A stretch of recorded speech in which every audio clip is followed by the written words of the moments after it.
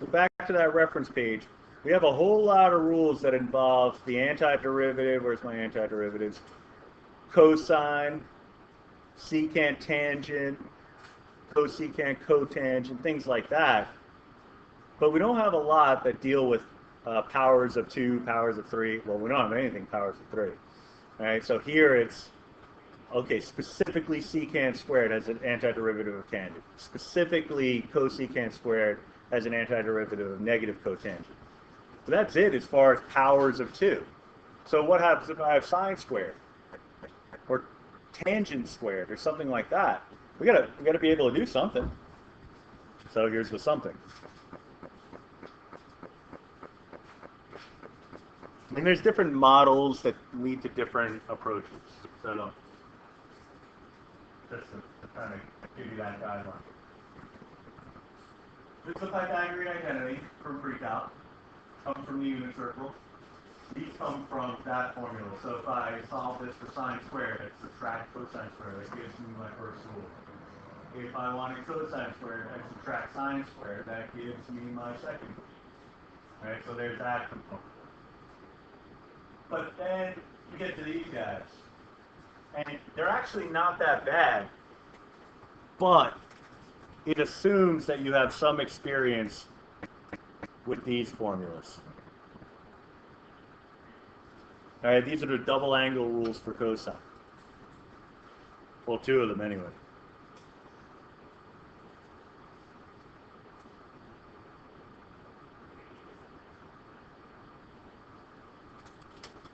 All right, so morphing either of these formulas into a corresponding formula, it creates what we call a power reduction technique. I mean, there's other more complicated power reduction techniques. This is as basic as it gets, unfortunately.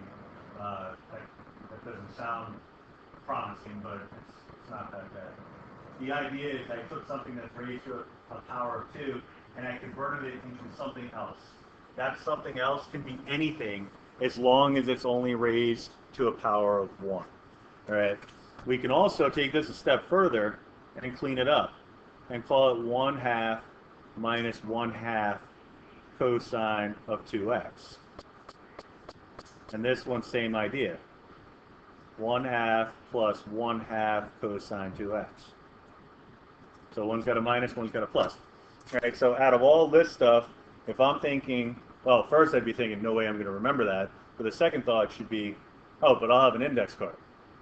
Hopefully there won't be a lot of things that I'll have trouble remembering, so this will make the cut. I'm not writing either of these. I'm writing this, because this is actually going to be more helpful for us. All right?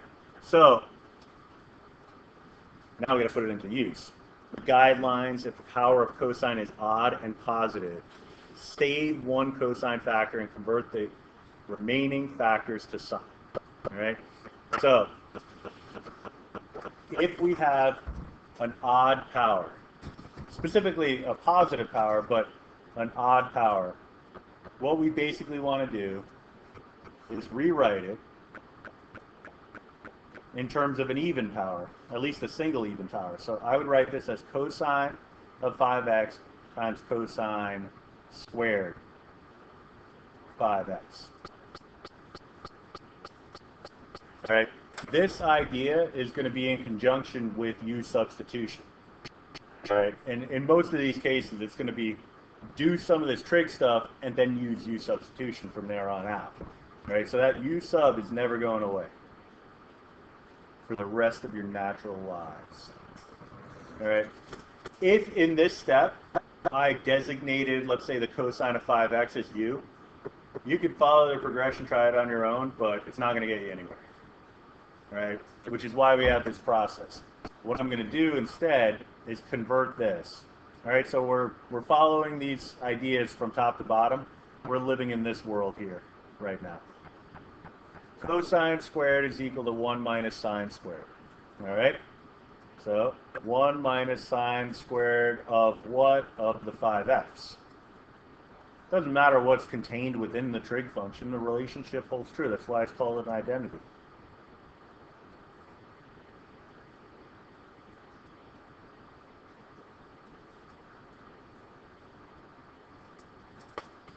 All right. After we make this conversion, there should be some meaningful u that you could define. All right. With trig, and I think I mentioned this before, but with trig, that's where the u sub gets more complicated, because it's like, well, it could be the 1 minus sine squared of 5x. It could be just the 5x. It could be sine squared of 5x. It could be negative sine squared of 5x. Or maybe I'm not even thinking about this the right way. Maybe it's the cosine of 5x. Any of those possibilities are fair game, but one of them will make more sense than the other. All right? And the idea, I'll try to articulate this, is u, whatever you call u, should have a derivative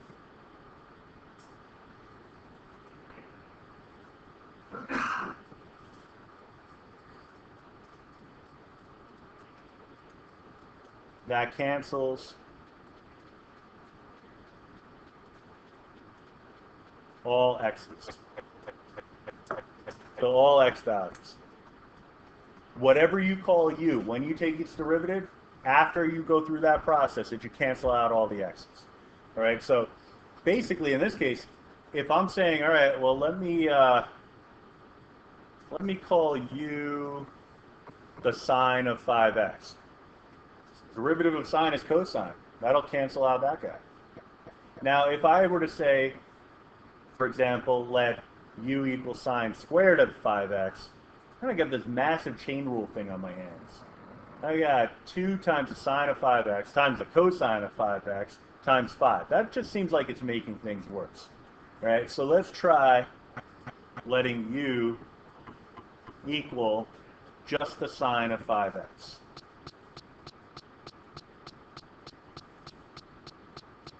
The derivative of which, derivative, would be 5 cosine 5x dx, because we want it in differential form.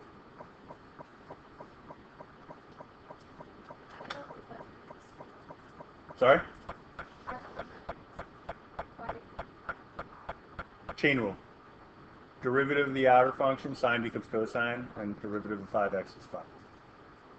All right, so take inventory, and if it turns out this is the wrong way, then we try something else. All right, but my inventory idea here, well, this coincides with this.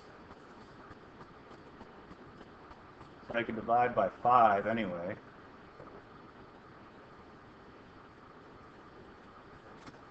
So I'd be looking at the antiderivative, right, and this is the same as 1/5 du. I'll just throw that in there. So I'd have a 1/5. I'd have the 1 minus, well, it's not sine of 5x squared anymore, right? It's sine of 5x is u, so it's 1 minus u squared du.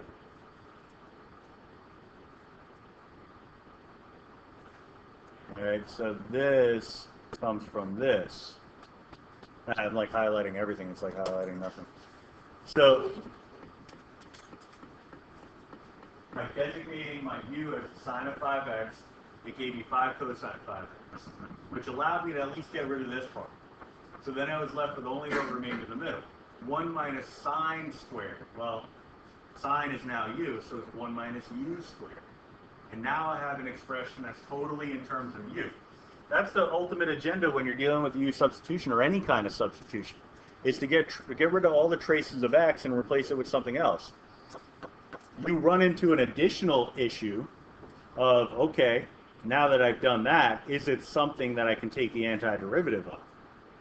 Because you do all that work and it turns out you don't know the antiderivative of the thing that's in terms of u. It's like, oh great, it's in terms of u, but I still don't know how to do it. You know, that's a bad spot. Right? But in this case, it's reverse power rule. So u minus a third u cubed plus c, and then we reverse substitute. Right? The u's got to go. They got to come back in terms of x's. They serve their purpose. We're done with them.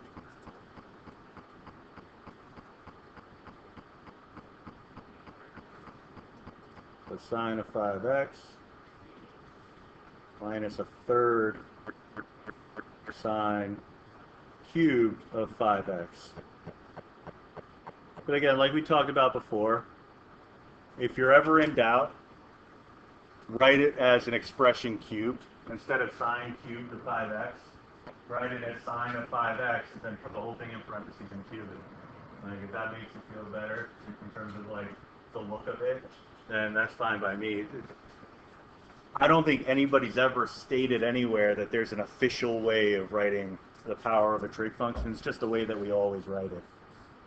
That's the way I always saw it. So that's how it is. I know that the main reason why we write it as sine cubed or cosine cubed of x is so that there's no confusion. I'm taking the function and cubing it, not the x cubed. But if I use parentheses, then there's no confusion whatsoever. Okay? So that's our antiderivative. Look at that. That's like crazy U sub. So we have regular U sub, we got baby U sub, and now we got crazy U sub. Practice, practice, practice. That's the name of the game. So the next one, again, we have some guidelines. It's like Pirates of the Caribbean. It's like, they're more like guidelines. You know, like there are no rules here. It's like, it's never, if this, do that. It's like, you may want to think about trying this. You may want to think about doing that. So in this case, we have the power of sine is odd and positive. All right? No. Power of cosine is odd. Okay. But the power of sine is not odd. So can I do any of this stuff? Well, maybe. Let's see. Let's focus on the part that's odd and positive as a power. So that would become cosine x times cosine squared x times the sine squared x, it's already there, dx.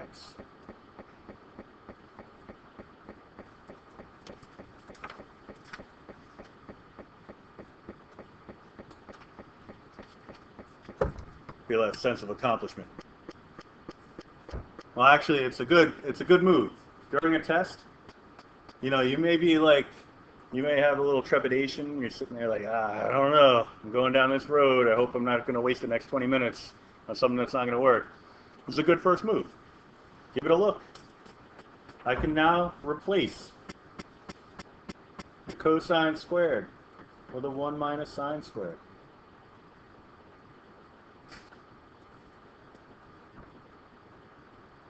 And again, when you're working without a net, you're doing this on your own. This is nerve-wracking. You're like, oh man, this could be so right or it could be so wrong. Right? And then after the next step, you're really starting to question it. Right? So cosine of x is isolated. So it turns out with U substitution, the thing that is isolated, the thing that's off on its own, is usually the thing that you want to cancel. So if that's the case, you probably don't want to call that U. All right, so at this point, I can make the call and decide, okay, I think U is going to be this. Or I could do a little algebra. Let's do a little distributive property.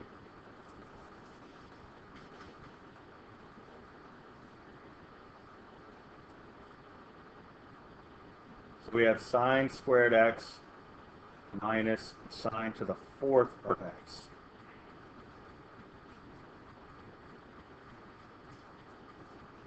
All right, so now in the middle of a test, you're pondering whether you should erase the whole thing and start over.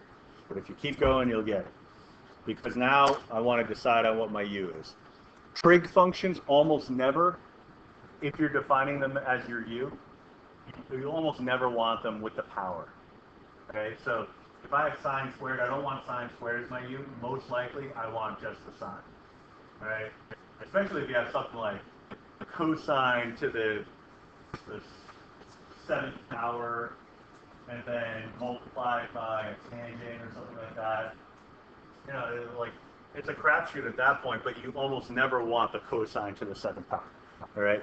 So in this case, what I would do is I would define u as just the sine of x. That's a little bit of intuition that kicks in once you start to get the hang of this, because if you're thinking to yourself, okay, I know I got to get rid of that cosine. How can I get rid of that cosine? Well, I'd have to divide it by cosine. All right, how can I divide it by cosine? Well, the only way that's going to happen is if when I have my u, I would need the u's derivative to be cosine. So how could that work? Oh, well, if u is sine, that's going to play out perfectly. All right, so if you know what you're trying to cancel, sometimes you can work backwards just from that piece of information. That's got to go. The only way that's going to go is if this changes into cosine, and it will through the derivative process. Du equals cosine of x dx. All right, and this one's tailor-made.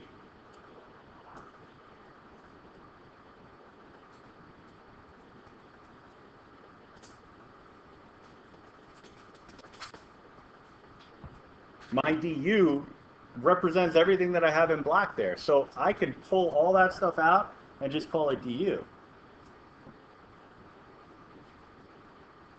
What would remain is that monster expression. But don't lose sight of what you define u as. U is just sine of x. So sine squared? No. U squared, because u and sine are the same thing. Sine to the fourth? No. U to the fourth. All right, so our expression, our integrand, would be u squared minus u to the fourth. In, I don't want to say most cases, but many, many cases in this unit, in this course, when you go through the substitution process, it will boil down to simple power rule.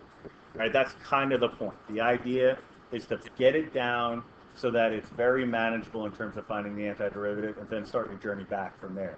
So 1/3 u cubed minus 1/5 u to the 5th plus c, where u is equal to the sine of x. So here I'm just doing it in parentheses. That's fine. I'll get silly. I'll mix ideas in the same problem. I could have wrote that as sine of x quantity squared. I also could have wrote it instead of sine of x quantity cubed, I could have wrote sine cubed of x. Interchangeable, doesn't matter. All right, whatever makes you more comfortable. And again, because I wouldn't be focused on any particular method if the calculator were consistent, because the calculator doesn't do it either of those ways. So that's all it is asking, no matter how you slice it.